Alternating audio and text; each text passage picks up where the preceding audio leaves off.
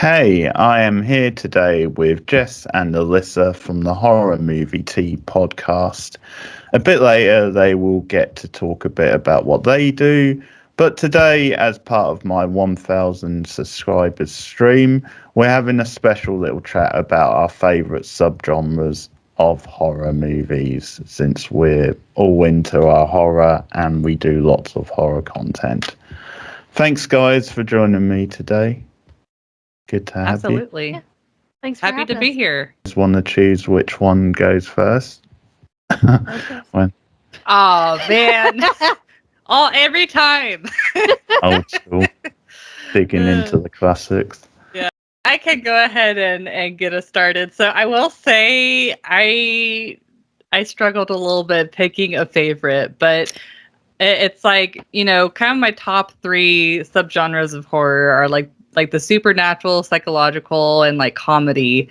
But it's like, as I was thinking about like the movies that I come back to, the ones that like really stick in my mind, it's definitely got to be like the supernatural horror. Because it's like, I really like how you can watch supernatural horror from like the 50s or 60s and see one like more modern day. And it's like, it's so cool seeing like the transition of, but the fundamentals of it still like very much the same.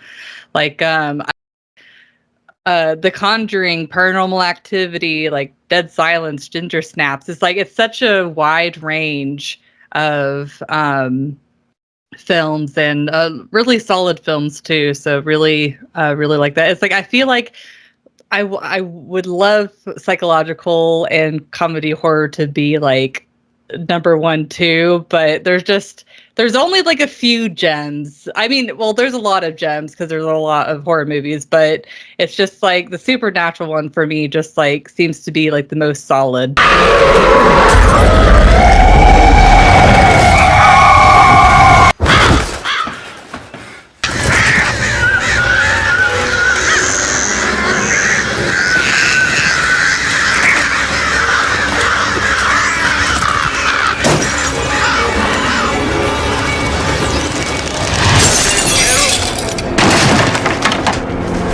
Varies depending on my mood. Fair. So it really depends, but the ones that I typically go for are either the supernatural or the psychological horror, for sure. The psychological horror, I love how twisted it can get and how in-depth, and those tend to be a bit more realistic as well. Like, there are things that could actually happen. For the most part. It depends on the movie, of course, but the types of psychological horror that I prefer are ones that are very realistic. And the supernatural ones, of course, there are classics like The Conjuring, A Haunting, and things like that. But it really just depends on the day. But I love this whole genre because there's something for everyone. Mm-hmm. Something you said there, which Alyssa hinted at as well, is like some of these subgenres I think can blur over into other genres as well, subgenres. So definitely some of the films Alyssa mentioned were going into other subgenres. It's exciting as well. Yeah. I think that shows the variety of the horror genre, which is probably one of the reasons why we're a big fan of horror in general.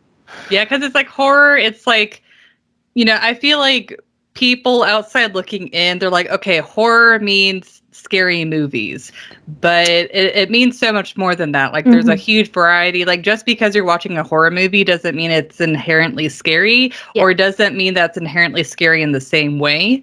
A lot of the time it's just, like on the comedy horror, like Shaun of the Dead or whatever. It's like zombies can be scary, but in that particular context is like, no, it's just like, Or Tucker and Dale versus Evil. Yes. Yeah. Where it is still horror, but they're also at the same time making fun of the horror genre the entire movie. Yeah, so it's like, it's really a huge genre that has a variety of taste of films for a lot of people. Yeah.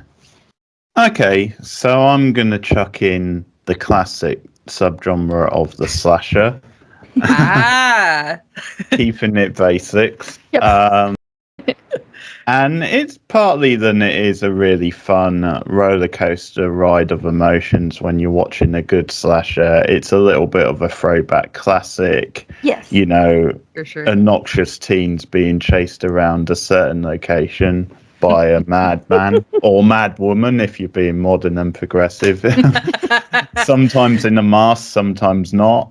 Little bit of mystery sometimes to some of these movies, which adds a little bit of a different vibe. But yeah, this again is a very diverse genre with a lot of history because you can date it back to what's considered the first good movie, which was a film called Blood Feast, which came out in about 1964. But the genre does date back to like the 60s because things like Peeping Tom, which came out in 1960, which is considered a British classic, obviously Psycho, the same year, 1960. Yep. So once again, you're getting a bit of a psychological genre in there. And this is partly what I like about the genre is it's not restricted to one location or one country, because when I was doing a little bit of research, I sort of saw it being linked to like the Jello, the Italian side of movies, where you have a very stylistic but also quite offbeat and pulpy sort of feel to some of those movies. There's a murder mystery aspect, but they're sort of playing with the murder mystery with some of the tropes. So I think, as I said, there's an excitement to the movies. You can obviously vent your frustrations during the movies. You can, if there are obnoxious characters, you can enjoy them being offed in very Yes. creative ways.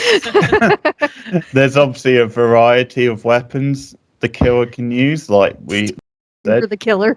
Yeah, Peeping Tommy's using the camera, so that's very creative, and you get lots of creative weapons in the genre. But yeah, I think also it does set up these rules along the way. So it introduced the trope of the final girl in the 70s. And I think along the way you could sort of subvert and play with those rules. You could have more feminist slashers, which we started to get in the 70s and 80s. So things like Halloween, like the Slumber Party Massacre movies. There's a really entertaining and cheesy movie called Pieces from the 80s, which I just love, which I think has a little bit of a feminist twist at the end of the movie. Really entertaining end to that movie. And I think along the way you do get stronger female characters in these movies, like Candyman, for example, and you can obviously reappraise it with things like the Scream movie, and once again you're not restricted in the location, which I think is really good. I mean, you've had these movies set on an island, like in something like I Still Know What You Did Last Summer. Yeah. So I think originally these movies were big in like bringing it into like suburban, urban locations, but then along the way, it's not just been restricted to those. And I think that's the beauty of it. Like, there's in a way there's no set gender or there's no set race, no set location for these movies. And obviously, like something like Candyman, the original Candyman, you get a very like complex villain in that movie. You know, it's not set out. It's not black and white. Then this guy is totally unsympathetic. Like, it's definitely playing with ideas of race in that movie and you know, history. So yeah, it's had a great history as a genre, and it's great that it's getting a bit of a revival because of the success of Halloween 2018. So yeah, lots you can do with the genre, which is part of the fun. For sure. I'll go with that. Wow, Humpty Dumpty had a big fall. put the pieces together. Where did this filth come from? Answer me! Answer me! What do I have to put up with? You dirty-minded little brat, playing with filth like this, just like your father. If you don't watch out, that's who you're gonna grow up like. And I can tell you a couple of things about him. Bastard! I'll kill you if I ever find stuff like that in the house again. Go get a plastic bag. I'm gonna burn everything. Hurry up, stupid, and bring me a plastic bag to junk this stuff.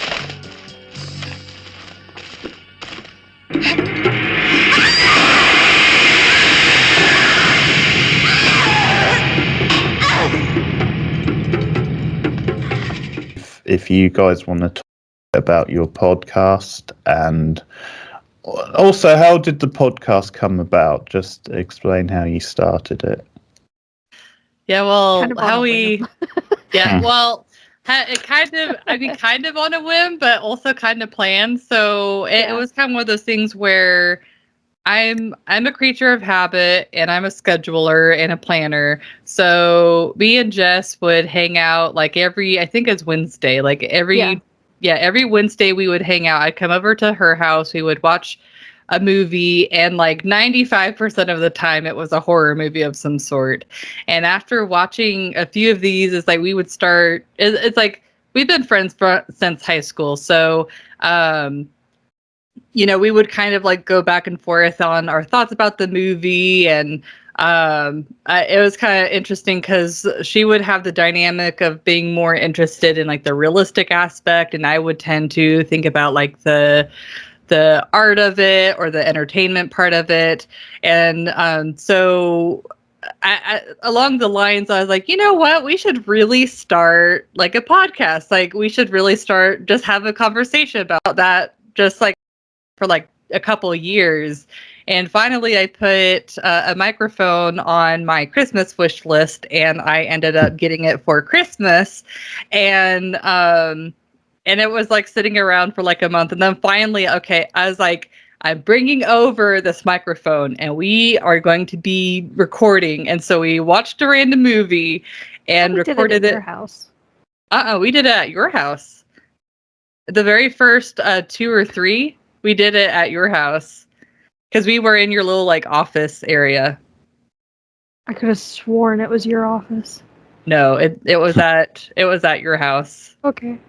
Yeah, because we started off doing it we did 2 or 3 at your house, and then the pandemic hit, and we did like however many episodes online.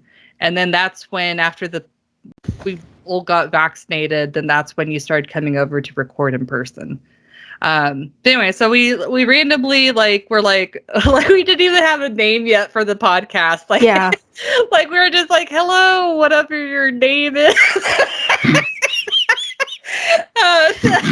What should we call honestly, our listeners? Honestly, like no thought going into it.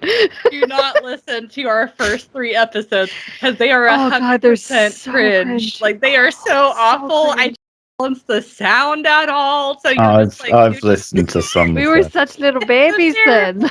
We were such little babies. Yeah. Anyways, it just evolved from there. And now that we've done it for 4 years now, it's just, we've just slowly refined our process. So, and we're still refining. We're still refining it, but we've got a pattern though. We've got a system. Yes, we've got a system. A system that mostly works when we beat it into submission, but still. Yeah, but it's like, our thought is like we wanted a podcast that could continue the conversation. Yeah. Like we want to touch on like entertaining parts of the movie, realistic parts of the movie, kind of get both sides of it, and also kind of like help have a branching off point where people can kind of continue the discussion on like what their thoughts are on either the realism or why it's entertaining, why it's not entertaining. So, yep. Yeah. So when you started the podcast, were there movies that you instantly said, we've got a review? And how did you decide on what movies to do first? Oh, man. It was completely random. We did the one where... Like wasn't it was a girl that goes to like this mansion and then she like gets this family tries to kill her. I just remember her being in like high heels or something and we're like, why? Ready or not. Yes, Ready or Not. Thank you. Oh yeah, yeah. Yeah. That was the very first movie we ever reviewed. But it was like it It was a we were decent movie. yeah, I but quite enjoy that one. But we weren't like, oh yeah, that is the perfect podcast. Like it's completely off the cuff. And, oh, so terrible. Completely just winging it 100% of the time. Oh yeah. The quality went It up got better. when we started making notes about what we were watching. Better, I Yeah. swear.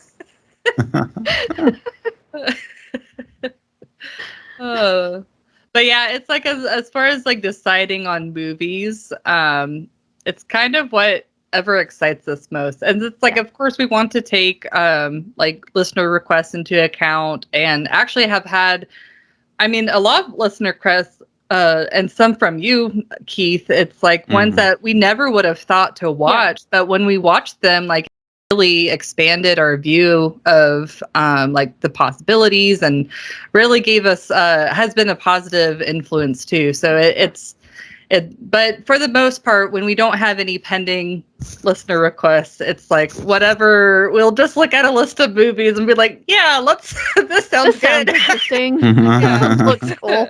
Let's go ahead and try this one. Excited because we This one we want looks to like a review train something. wreck. Yeah. Alyssa likes the train wreck ones. Yes. Yeah, there's definitely a pattern. Do you find that the newer films do better or the older films, like as far as and stuff, interest? It really depends. It depends pretty much on how popular the film is. So, like, if we do an older film and it's not well known or it doesn't have like a huge cult following, then that obviously won't do as well. But if we do like a more recent film that like just hit theaters or something like that, then that's tends to be when we get more views. But so honestly, sometimes like we're still trying to figure out how the YouTube algorithm works. Cause like, for example, our Tucker and video has over 2,000 views. And I'm like, how? Because we've done so many other like well-known films and they're like, nope, screw you. Just going to get, a couple views. Only this one. Only this one ever. Only this one. Yeah. So still trying to figure out the algorithm, but it's kind of one of those things where we mostly do it to because we enjoy it and because we enjoy like interacting with our listeners and continuing the conversation versus like being popular on YouTube. So yeah. Yeah, and how much of a difference did you find it? Because I know for a while you were like an audio podcast. How much of a difference did you find it moving over to YouTube? Did you find it a bit of a struggle to like adapt or? I mean, it's just like more elements to take into account, right? Because it's like if you're an audio only podcast, we just have to worry about like the sound balance and cutting out a lot of like the filler words, making sure that there's not a lot of like staticky noise in the background. But it's like when you add video into the mix, you have to worry about lighting, you have to worry about camera quality. And we still pretty much treat the podcasts more as an audio podcast than a video because, the number one thing is that the audio sounds good, which I feel like for the most part we've pinned well, despite us using pretty on the cheap mics. But I feel like we have a pretty good setup. But it did add some additional complexity, but I think people enjoy, especially I tend to make some really funny faces and Jess will make some funny faces at me when she doesn't agree with me. So it kind of adds some interest, makes us more personable. I never know what's going to come out of her mouth. It's just a wild ride all Yeah, around. which is why we have podcast clips. Yes. Yeah. One of these days, my ultimate goal or wish for the podcast is that at some point we'll be able to like watch a movie on stream with people or like go to the movies with a bunch of our viewers, and everybody else will be able to react to Alyssa reacting to the movie. Because I don't jump near as much or scream near as much in a movie as she does. And honestly, watching horror movies with her is just a joy.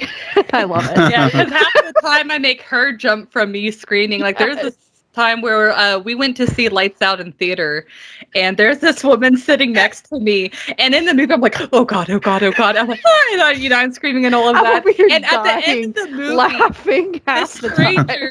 Yeah, this stranger puts her hand on my shoulder and she's like, "Sweetie, are you okay?" I was check on her. Concerned for my health because I was screaming and freaking out so much. Meanwhile, I'm hearing a lot of that woman's comments throughout the movie of this white chick is freaking out over here. Yeah, so it's like we would love. It's great. Oh my god, I was dying. Yeah, but it's like we would love ultimately if once we have to be able to record the episodes live to where listeners could interact in the chat and we could respond to the listeners. If we're saying our opinion about a movie and then someone comments their opinion, we can jump off of that and continue the conversation. That's kind of the ultimate goal. But it's right now it doesn't really make sense with our schedules and our following base. So that's kind of the dream in the future. But no, we're completely happy. And it's we love doing our live streams and always enjoy your commentary, Keith. So yep. Yeah, it's good, and you're always looking for ways to improve and add new things, because another thing you could do is you could do out of the movie type reactions, so your feelings once you're out of the movie, because they always seem fresher when you've literally got out of it than later on. So that would be quite a fun thing. And do you have any favorite episodes you've recorded for any reasons? Honestly, my favorite episodes tend to be the one where we do have collaborations, either the ones with V or the ones with you. Those tend to be the ones that I go back to and will listen to and really enjoy. Aside from that, there was one with Carrie that was really, really fun too. Yeah, that's the lagoon. Yeah, creature from the Black Lagoon. Movie, yeah, the lagoon movie. That's how it will go down in the history, the lagoon movie. But no, there's been out now. It's one of those things where a particular one that sticks out, but there have been reviews that me and Jess have done where I'm okay, our thoughts are really clear. We're really concise. The flow of the episode is really good. There's not a lot of it's a really good conversation happening. It's more back and forth rather than I say my part and Jess says her part. It's a lot more conversational. I'm trying to think of a particular one, but no, it's I'd say in general, we're definitely I enjoy the episodes where we can make our thoughts pretty concise. We can make it conversational because I feel that way it's more of a more engaging. It doesn't seem as we don't want it to be sound like a cookie cutter formula, super structured. Yeah, right. Yeah, it's have a structure but have some flexibility. Yeah, make it sound natural, you are two close friends in a room talking about a film, Yep. Don't try and make it too, structured. And do you want to tease what's coming up on the channel in terms of episodes? And obviously you do the game streams as well. Yeah, so we haven't decided on a game for next month. I'm really hoping that everyone will vote for me to continue doing Corpse Party, because honestly, I've been thinking about the game since the stream, and I really want to keep playing it. I need to know what happens. How it was with Contradiction. But I will say next month is, next month is May. Yes. Sorry. So we will be recording our Stay Out of the Water month, which is in June. Mm-hmm. And we will be reviewing. I can't remember if you recommended Night Swim, but I know you had mentioned The Dive. And so we actually will be recording covering that movie. And then we'll also be recording Meg 2. And we'll also be covering Alien 3. So some fun movies coming in the future. Yeah, that's lie. It's like, we record months ahead of time. Yeah. Well, I don't know if it's related, but obviously you've got Alien Day coming up. Is that part of the reason, or is it coincidence? That's complete coincidence. Yeah, okay, because there's an Alien Day every year, so. Oh! Didn't even know that. No. Yeah. It's late April, I think, so. Okay. Okay, cool. We need to start lining that up now. And I see this week you've made a start on the Saw franchise, so that's should be some interesting reviews as well coming up. Yeah. Yeah. Well, to sort of round up, because it's to you and your sort of realism stuff, but I will just share this, which is pretty funny, because I've been watching the Omen movies recently. Oh God. Well, I watched Omen 2 last week, and there's this hilarious scene where you've got this rich family, and they're in an icy setting, and they've been playing ice hockey or something, the kids, and literally they're cooking a barbecue outside in the snow. And I was like, that kind of sounds like Texans, honestly. Well, I don't think they were in Texas, but no. Is this a weird rich person thing, or? So that just stood out the moment I saw it. That is a little odd, but yeah. But yeah, that was my takeaway from a pretty decent sequel. So yeah, that's cool. So you can expect moments like that on their episodes, basically. Insights like that. That's just the little snippets of what you can expect over at Horror Movie Tea. I mean, if think about it, if you're going to have to spend that time, it's just kind of random, because it's a little such bit, a summer or spring thing. Yeah, I feel like it would normally be more of a fire pit that they'd be gathered around. Yeah. See, I've led the conversation now. We've gone in a different direction. ADD brain latched on. Yeah. But I always pick out moments like that, because in one of the Wrong Turn movies, there's this scene at a music festival, and it's this girl wants to get into the next section, and so she kind of flirts with the car festival. So why does she need to get past this other guy? Once you're inside the festival, you can be anywhere in the festival. That's the point of having a wristband. Right. I don't know. So that's the sort of thing I take away from that stuff. Yeah, I think we've reached our limit on that for today, but but I hope that was a fun discussion. Yeah, well, I wanted to make sure it's congratulations on the 1,000 subscribers. That is awesome. You definitely way to go. Deserve it. Thank and you. It's you are a content machine. I don't know how you do it, but I always enjoy your content. Thank you. And I always enjoy when you collaborate with us on the podcast. Always a good time. Yeah, it's always fun, and we'll obviously definitely do it again, and keep this thing going. So benefits both channels. So that's cool. Okay, thanks for joining us today, and yeah, thanks guys. See you soon.